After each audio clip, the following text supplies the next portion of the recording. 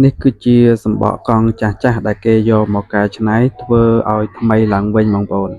ដំបូងគឺគេជាសំបកដែលចាស់ចោលបងប្អូនជាបាតកដាលវាហ្នឹងជាចោលឲ្យអស់ហើយគេមិនលីងវាបន្ទាប់មកគេបិទកែវបងប្អូនបិទកែវហើយគេបិទស្រទាប់ថ្មីនៅលើសំបកកង់ហ្នឹងហើយគេគៀបវាឲ្យចូលសាច់គ្នាហើយបន្ទាប់មកគេដាក់ចូលនៅក្នុងឡចម្អិនម្ដងទៀតបងប្អូនគេដាក់ឲ្យឆ្អិនសាច់វាចូលគ្នាតែម្ដងបងប្អូននេះមិនចាំបាច់យើង